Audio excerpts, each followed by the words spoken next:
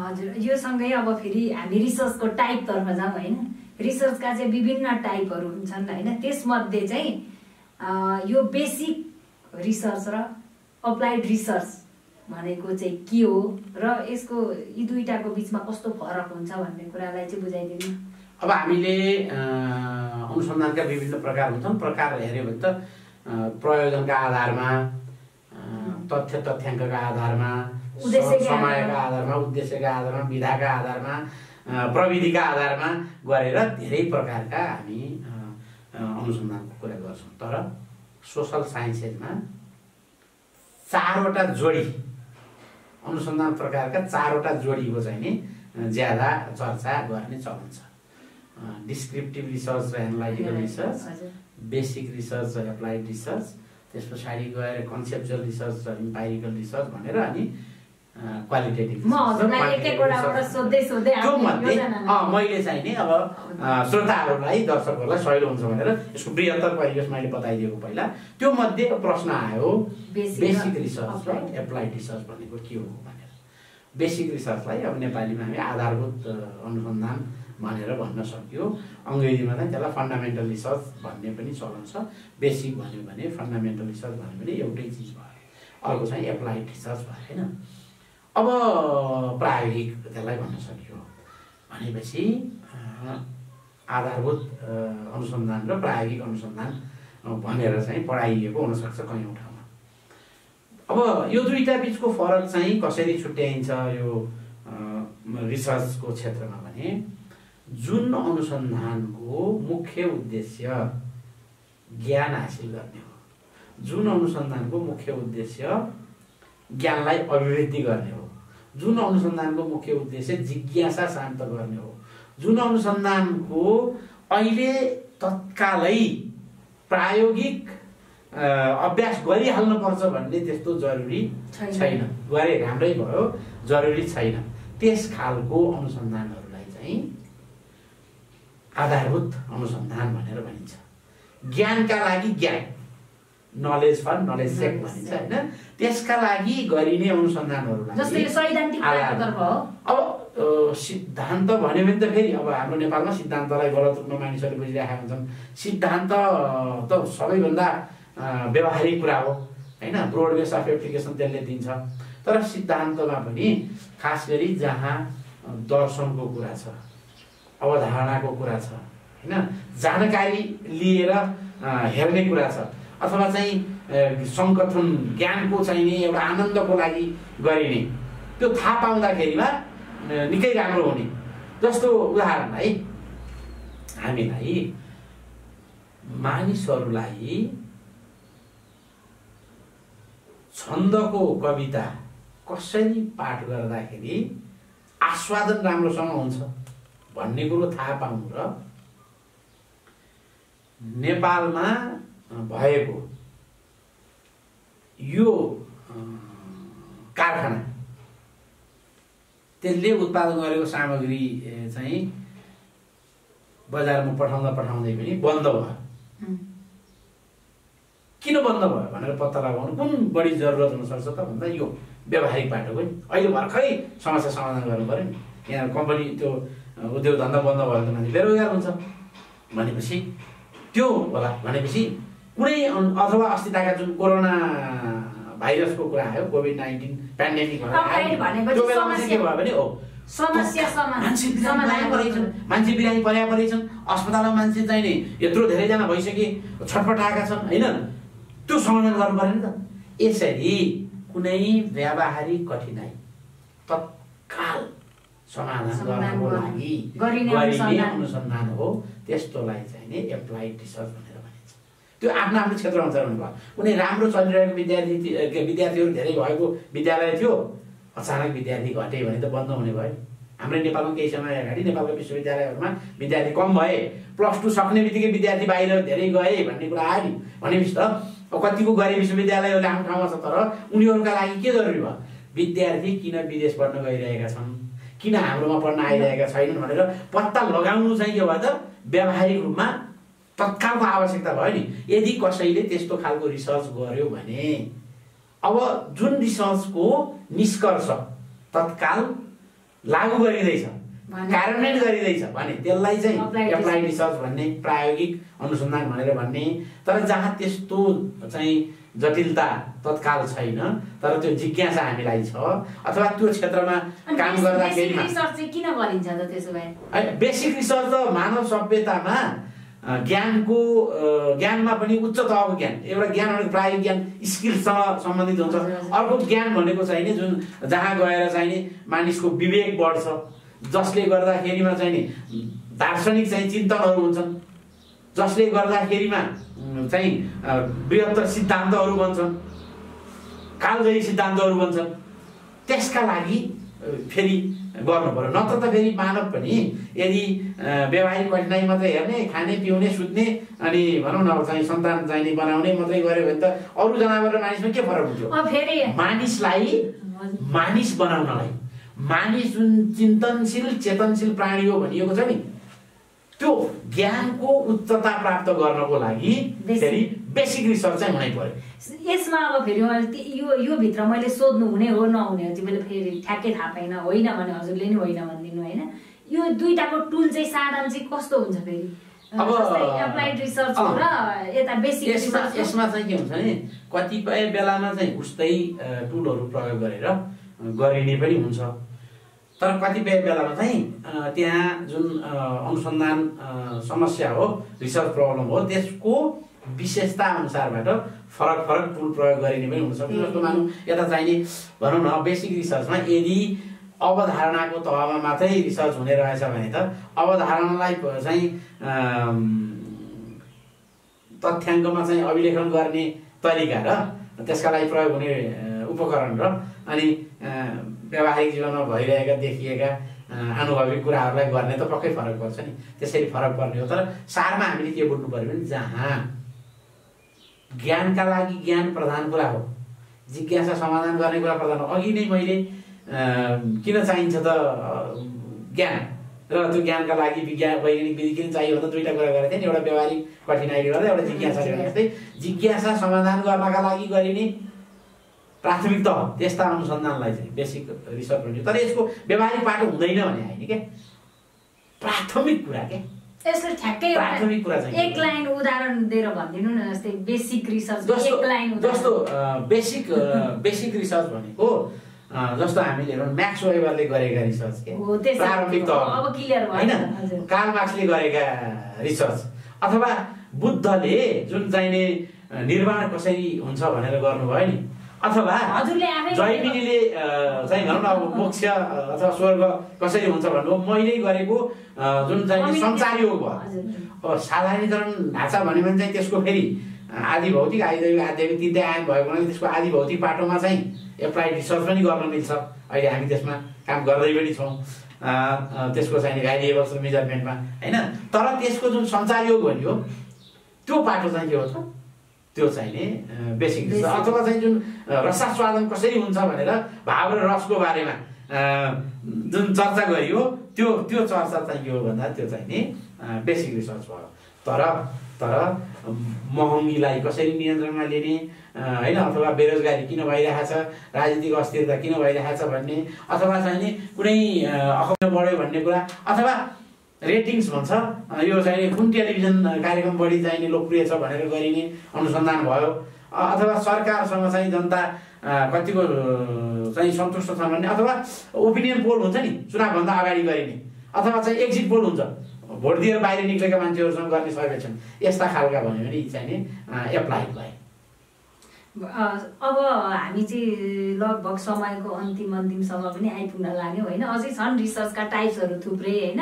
अब हजुरले चाहिँ डिस्क्रिप्टिभ र एनालाइटिकल रिसर्च भनेको के हो र यसको यसै गरी फरकलाई पनि सरसर्ती बुझाइदिनु। अब डिस्क्रिप्टिभ भनेको विवरणात्मक, जहाँ विवरण दिइन्छ सामान्यतया भन्दाखेरिमा के कहाँ को यी कुराहरूको होइन, अनि वाट वेयर हु यी कुराहरूको चाहिँ नि जवाब दिनु पर्यो भने यस्ता कुराहरूलाई चाहिँ भनिन्छ हामी विवरणात्मक भनेर भनिन्छ। भने हाउ र वाइ, किन कसरी भन्ने कुराको जानकारीको लागि गरिने रिसर्च भयो भने त्यो चाहिने एनालाइटिकल विश्लेषणात्मक। यो डिस्क्रिप्टिभमा चाहिँ भनेको जस्तै नम्बरहरू पर्छ होइन, डिस्क्रिप्टिभ त दुवै खाले हुन्छ। डिस्क्रिप्टिभ चाहिँ नम्बर पनि हुनसक्छ। जस्तो भनौँ न, नेपालको जनसङ्ख्या अहिले यति पुग्यो, यसमा चाहिने महिला यति, पुरुष यति, अनि त्यसमा चाहिँ यति वर्षभन्दा कम उमेरका 16 वर्षभन्दा 18 वर्षभन्दा कमका यति, 18 देखि 40 सम्मका यति, 40 देखि 60 सम्मका यति, 60 बाट माथि यति भनेर गऱ्यो भने के भयो, यो विवरणात्मक भयो। त्यहाँ त नम्बर पनि आयो नि। त्यस भएको हुनाले यो विवरण चाहिँ क्वान्टिटेटिभ विवरण पनि हुनसक्छ, क्वालिटेटिभ विवरण पनि हुनसक्छ। तर त्यहाँ चाहिँ के छ भने कहाँ, को, कहिले, होइन यस्तो के चाहिँ व्हेन, वेयर, हु, यो खालको वाट, यसको उत्तर दिने भयो भने चाहिँ यसलाई एक्सपोस्ट फ्याक्टो रिसर्च भनिन्छ कि धरातलीय यथार्थ कस्तो छ भन्ने बारे हेरेर त्यसको विवरण दिने। यस्तो रिसर्च कहिले गरिन्छ भने जुन क्षेत्रमा खासै जानकारी छैन, त्यो क्षेत्र नयाँ हो, नयाँ जानकारी प्राप्त गरेको क्षेत्र छ भने त्यहाँ चाहिँ विवरणात्मक रिसर्च चाहिँ हामी गर्छौँ। तर जहाँ त्यस्तो जानकारी भइसक्यो, जहाँ हामीलाई भ्यारिएबल्स पनि थाहा भइसक्यो, चर पनि थाहा भइसक्यो, अब उनीहरू बिचको सकेसम्म त मानव कजल रिलेसन नै होइन, कारण कार्यात्मक सम्बन्ध नै थाहा पाउनु छ, नत्र पनि अरू कोरिलेसन लगायतका अरू रिलेसनहरू पनि हुन्छन्। त्यो चिजहरू गर्नु छ भने त्यो चाहिने भयो विश्लेषणात्मक। जस्तो भनौँ न, धेरै वर्षको चाहिँ तथ्याङ्क राखेको छ, अनि नेपालमा चाहिँ साउनदेखि भदौको बिचमा चट्याङ पर्ने घटनाहरू धेरै हुँदा रहेछन् भनेर ट्रेन्ड निकाल्न सकियो भने त्यो चाहिँ के भयो त, अब यो विश्लेषणात्मक भयो हो। पछिल्लो 10 वर्षमा यतिवटा चट्याङ परेका थिए मात्रै भनेर छोड्यो भने के भयो त, त्यो पनि एक प्रकारको अनुसन्धान हो नि, कहीँ डाटा राखेको छ त्यसको आधारमा भनियो, त्यो चाहिँ विवरणात्मक भयो होला। विश्लेषणात्मक हुनलाई चाहिँ त्यहाँ कस्ता कस्ता भ्यारिएबल्स छन्, त्यो भ्यारिएबल्स बिचको अन्तर सम्बन्ध के छ भनियो भने त्यसलाई विश्लेषणात्मक अनुसन्धान भनिन्छ है। अनि यसको आधारमा अनि बल्ल अर्थापन इन्टरप्रिटेसन गर्ने हो। अब फेरि कन्सेप्चुअल र इम्पेरिकलमा पनि स्पष्ट पार्ने हो। अब त्यो चाहिँ नि अवधारणात्मक र आनुभविक भनेर भन्न सक्यो। जहाँ हामीले गरिने रिसर्च कन्सेप्टको तहका, अवधारणाको तहका मात्रै छन् भने त्यस्तोलाई चाहिँ हामीले अवधारणात्मक रिसर्च भनेर भन्छौँ, खास गरी दर्शन शास्त्रमा हुने। जस्तो उदाहरणलाई वेदान्तभित्र शङ्कराचार्यको अद्वैत वेदान्त, त्यसपछि गएर फेरि 4 जना वैष्णव आचार्यहरूको आफ्नो आफ्नो मत आयो नि होइन। त्यहाँ चाहिँ नि रामानुजको छुट्टै, निम्बार्कको छुट्टै, मध्वको छुट्टै, वल्लभको छुट्टै, उहाँ आचार्यहरूको अलग अलग आएका होइन। यो पनि अनुसन्धानै हो। उहाँहरूले पनि प्राचीन भनौँ न उपनिषद भयो, गीता भयो, त्यसको चाहिँ नि विश्लेषण गरेर त्यसको आधारमा आफ्नो अर्थापन गरेर फरक निष्कर्षमा पुग्नु भएको। त्यस्तै बौद्ध दर्शनभित्र गयो नि, बौद्ध दर्शनभित्र पनि गयो भने त्यहाँ चाहिँ नि पनि शून्यवादी होइन भन्यो, अर्कै उसको छ। अब अर्को चाहिँ वैभाषिक भन्यो भने फेरि उसले अर्कै भन्ला होइन। भनेपछि त्यहाँभित्र पनि विभिन्न मतहरू छन्, यस्ता खालका भयो। अब जस्तो यो अरूमा पनि हुन्छ, जहाँ दर्शनमा चाहिँ अब जस्तो भनौँ न हिगेल र कार्ल मार्क्स बिचको जुन फरक छ, उनीहरू दुवैजनाले समाजलाई नै समाजबाटै डाटा ल्यायो नि हुन्छ, त्यसैलाई विश्लेषण गरे हो नि, तर निष्कर्ष त अलग छ। तर जुन अनुसन्धान त्यहाँ चाहिँ नि यदि गरियो अवधारणाको तहमा भने यो के भयो त, यस्ता जुन दर्शनको क्षेत्रमा, सिद्धान्तको क्षेत्रमा हुन्छ, त्यस्तै गरेर अरू सामाजिक जीवनमा पनि, खासै मनोविज्ञानका क्षेत्रमा पनि चाहिँ हुनसक्छ, जहाँ अवधारणाको तहमा जस्तो डिस्कोर्स एनालाइसिस गरेको छ। कुनै चाहिँ किताबमा वीरता, साहस भन्ने चिजलाई कसरी परिभाषित गरिएको रहेछ, कसरी त्यसलाई स्थापित गरिरहेको रहेछ भन्यो भने, जस्तो हामी हुन्छ नि नेपाल चाहिँ महान देश हो भन्यौँ भने त्यो नेपाल महान हो भन्ने स्थापित गर्नलाई कस्ता कस्ता तर्कहरू गरिएको रहेछ भनेर अनुसन्धान गर्नु पर्यो भने यो के हो त, यो भयो यस्ता खालको अनुसन्धान भए चाहिँ कन्सेप्चुअल भयो। अब इम्पाइरिकल भनेको चाहिँ जहाँ आनुभविक भनेको जहाँ चाहिँ ह्युमन सेन्सेस भन्छ नि, मानव इन्द्रियले प्रत्यक्ष वा उपकरणको प्रयोग गरेर, अघि मैले उदाहरण दिएको ज्वरो चाहिने छामेर पत्ता लगाउनु प्रत्यक्ष भयो, थर्मोमिटर प्रयोग गर्नु चाहिने उपकरण प्रयोग गरेर भयो नि। त्यस्तै जस्तो गरेर यावत क्षेत्रमा गरिने सेल्सको क्षेत्रमा होइन, अब त्यस पछाडि विज्ञापनको क्षेत्रमा, त्यस पछाडि गएर चाहिँ मिडिया प्रभावको क्षेत्रमा, राजनीतिशास्त्रको क्षेत्रमा अथवा चाहिँ अर्थशास्त्रको क्षेत्रमा गरिने जुन जहाँ चाहिने वास्तविक जगतको यथार्थलाई मापन गरेर गर्न सकिन्छ त्यस्ता खालका अनुसन्धानलाई चाहिँ इम्पाइरिकल रिसर्च भनिन्छ। नेचुरल साइन्सेसका चाहिँ धेरै अनुसन्धान चाहिँ इम्पाइरिकल हुन्छन्, यद्यपि त्यहाँ पनि क्वान्टम फिजिक्सका क्षेत्रमा र अन्यत्र पनि फेरि उच्च सैद्धान्तिक तहमा जाँदा त्यहाँ पनि कन्सेप्चुअल रिसर्च चाहिँ गरिएको हुन्छ। तर जुन प्रविधिसँग जोडिएका रिसर्चहरू भए, बजारसँग जोडिएका रिसर्च भए, समाजमा चाहिने जुन एप्लाइड रिसर्चहरू जुन गरिराखेका हुन्छन् तिनीहरूको विशेषता भनेको तिनीहरू इम्पाइरिकल हुन्छ। अब एउटा चिज जुन अघि पनि सुरुमै पनि हजुरले बताउनु भएकै छ, क्वान्टिटेटिभ र क्वालिटेटिभ रिसर्चको त अगाडि पनि बताउनु भयो। अब सार संक्षेपमा चाहिँ यसलाई पनि बताउँदै होइन, अब यहाँ चाहिने यहाँनिर चाहिँ त्यो डाटाको प्रकार अनुसारबाट छुट्याइएको। अघि हामीले रिसर्च एप्रोचेसमा कुरा गरेको क्वान्टिटेटिभ क्वालिटेटिभ चाहिँ त्यहाँ समग्र विश्व दृष्टिकोणदेखि लिएर त्यस पछाडि गएर त्यो अनुसन्धाताको चाहिने भूमिकादेखि लिएर रियालिटी सत्य तथ्य के हो भन्नेको परिभाषादेखि लिएर धेरै कुराहरू थिए त्यहाँ। अवश्य नै जुनले क्वालिटेटिभ एप्रोच लिन्छ त्यसले क्वालिटेटिभ टाइपको रिसर्च गर्ने भयो, क्वान्टिटेटिभ उ गर्नेले क्वान्टिटेटिभ टाइपको गर्ने भयो। तर हामीले हेर्दाखेरिमा चाहिँ जहाँ त्यो तथ्याङ्क हो त्यो चाहिने मात्रात्मक हुन्छ, क्वान्टिटीमा हुन्छ, नम्बरमा हुन्छ, त्यस्तोलाई चाहिने क्वान्टिटेटिभ रिसर्च भन्नु पर्यो। जहाँ तथ्याङ्क टेक्निकली त भनिन्छ, अब फरक छुट्याउनु मन लाग्यो तथ्य भन्ने हुन्छ, जहाँ तथ्य चाहिने गुण हुन्छ, जहाँ तथ्य चाहिँ विशेषता हुन्छ जसलाई चाहिँ क्याटेगोराइज गर्न मिल्छ होइन।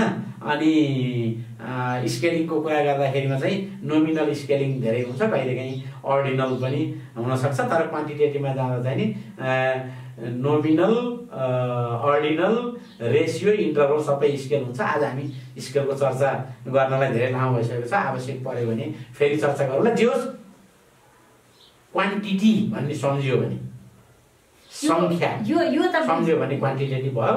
अब अर्को चाहिँ नि क्वालिटेटिभ भयो। यो प्राय विद्यार्थीहरूमा म आफै पनि विद्यार्थी भएको हिसाबले अथवा धेरैजना साथीहरू अथवा धेरैलाई पर्ने समस्या भनेको जहाँसम्म मलाई लाग्छ रिसर्चको टपिक लिन्छ, त्यसपछि ऊ आफै थाहा पाउँदैन कि मेरो रिसर्चको टपिक क्वालिटेटिभ टाइपको हो कि क्वान्टिटेटिभ टाइपको, यसलाई चाहिँ कसरी पत्ता लगाउने, यो चाहिँ टेक्निक बताइदिनु भने यो सबैका लागि सहयोगी हुन्छ। अब यहाँ टेक्निक भन्ने शब्द आयो। अघिदेखि मैले जुन चर्चा गरेँ मेथोडोलोजीकै कुरा गरेँ, मेथोड्सको कुरा गरेँ, त्यस पछाडि गएर अब एप्रोचेसको कुरा गरेँ, विभिन्न मेथोड्सको फेरि फरक गरेँ नि। यसको व्यावहारिक पाटोको लागि चाहिँ फेरि अर्को किसिमको तालिमको चाहिँ आवश्यक पर्छ।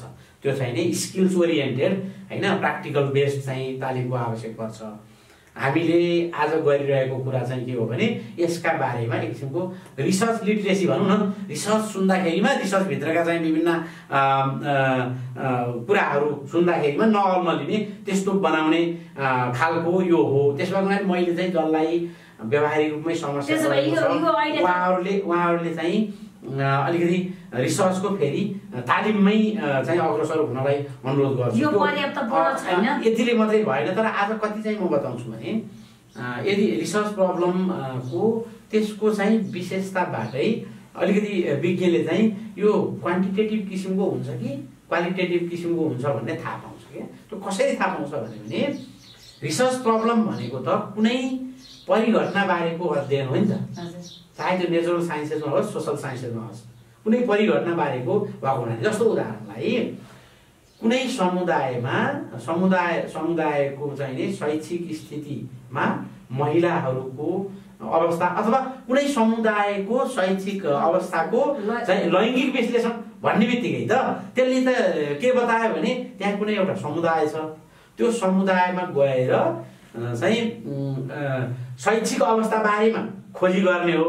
त्यो खोजी गर्ने बेलामा चाहिँ लैङ्गिक विश्लेषण गर्ने हो भन्ने बित्तिकै त त्यसले नै के बतायो भने त्यो युनिभर्स कहाँ छ भन्ने पनि बतायौँ। त्यस पछाडि जुन सोसल फेनोमेनन, कुन सोसल फेनोमेननको हामी अध्ययन गर्न खोज्दैछौँ भन्ने पनि बतायो। त्यति मात्रै नभएर त्यसका लागि थ्योरिटिकल फ्रेमवर्क के हो भन्ने पनि बताइसक्यो। त्यसो भएको हुनाले राम्रोसँग बताइएको रिसर्च प्रब्लम चाहिँ हुनु जरुरी छ। अङ्ग्रेजीमा भनाइ नै छ, a well defined research problem is a problem half solve. राम्रोसँग चाहिँ यदि स्टेटमेन्ट अफ द प्रब्लम लेख्न जाने भने आधा अनुसन्धान त सकिसक्यो भन्ने भनाइ छ। यसका व्यावहारिक जीवनमा केही पाटाहरू छन् जसका लागि तालिम पनि आवश्यक पर्छ। आजको यो बसाइमा चाहिँ मैले के भने अनुसन्धानको लागि प्रब्लम लेख्दाखेरि नै अघि मैले भनेको त्यसको समग्र मेथोडोलोजी, त्यसको चाहिँ रिसर्च डिजाइन कसरी गर्ने हो, त्यहाँभित्र कस्तो रिसर्च मेथड प्रयोग हुन्छ, त्यहाँ कुन डाटा कलेक्सन मेथड उपयुक्त हुने हो, कुन डाटा एनालाइसिस मेथड उपयुक्त हुने हो भन्ने कुरा चाहिँ विज्ञले चाहिँ प्रथम दृष्टया भन्छ नि त्यो कुरो थाहा पाइसक्छ। अनि जो विद्यार्थी शोधार्थी हुन्छ तिनलाई त जो जो विज्ञ हुनुहुन्छ, सुपरभाइजर हुनुहुन्छ, उहाँले सिकाउँदै जाने हो। मैले सिकाउँदा पनि मैले स्नातक तहका, स्नातकोत्तर तहका, अनि त्यस पछाडि गएर विद्यावारिधि तहका भनेपछि ब्याचलरदेखि पिएचडीसम्मकालाई लिने र अरू पनि यो प्रायोगिक क्षेत्रमा फेरि बाहिर मेरो सहयोगीहरू चाहिन्छ, रिसर्च टिम बनाउनु पर्ने हुन्छ, विभिन्न रिसर्चको कन्सल्टेन्सीहरू गर्दाखेरिमा उनीहरूलाई सिकाउने पनि यसरी नै राखेर पहिला चाहिँ अवधारणात्मक रूपमा अनुसन्धान भनेको के हो, पहिला चाहिँ यो अनुसन्धानका बारेमा चिन्तन गर्ने, कुरा गर्ने बानी पनि पार्नु जरुरी छ क्या नेपालमा। अरू कुरा बारेमा मान्छे जस्तो राजनीतिक कुरा आयो भने घन्टौँ कुरा गरिदिन्छ, पार्टीको गलफत्ती गर्नु पर्यो भने कति गरिदिन्छ। तर हाम्रो नेपालमा अनुसन्धान भनेको के हो भन्ने बारेमा कुराकानी नै गर्नु पर्यो भने ढुक्क आनन्दसँग गर्ने चाहिँ बानी कमलाई परेको त्यस्तो देखिन्छ, अत्यन्त कमलाई परेको देखिन्छ नि। भनेपछि अलिकति यो रिसर्च लिटरेसी पनि बढाउनु पर्छ। मलाई खुसी चाहिँ के लाग्यो भने हामीले यसरी अरू विषयमा धेरै कुराहरू हुने गरेको थियो, तर यसरी रिसर्चकै बारेमा केन्द्रित भएर कुराकानी अत्यन्त कम हुने गरेकोमा हामीले यसरी कुराकानी गरिरहेका छौँ। र अघि सुरुमा भनेअनुसार कतिले हेरेर फेरि फिडब्याक पनि दिएर थप यसमा जान्ने सुन्ने रुचि देखाउनु भएकोमा मलाई खुसी पनि लाग्यो। र आज उठेका सबै कुराहरू हामीले विस्तारमा चर्चा गर्न जुन भ्याएका छैनौँ, समय मिलाएर फेरि हामी चर्चा गरौँला।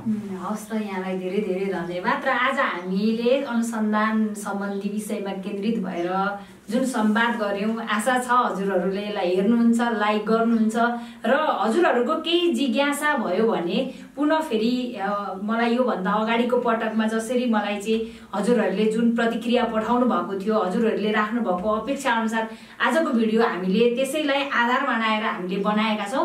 यस्तै फेरि पनि हजुरहरूसँग केही प्रतिक्रिया भए, अपेक्षा भए, यस्तो किसिमको थिममा चाहिँ बनाइदिए हुन्थ्यो भन्ने किसिमको त्यस्तो केही हजुरहरूसँग भए मलाई चाहिँ मेसेजमा अथवा अब फेसबुककै माध्यमबाट अथवा त्यही पनि कमेन्ट गरेर बताउनु भयो भने हामीले फेरि पुनः हजुरको जिज्ञासालाई चाहिँ समाधान गर्न हामी प्रयत्न गर्नेछौँ भन्दै आज म यहाँबाट बिदा लिन्छु। हस्त, धन्यवाद।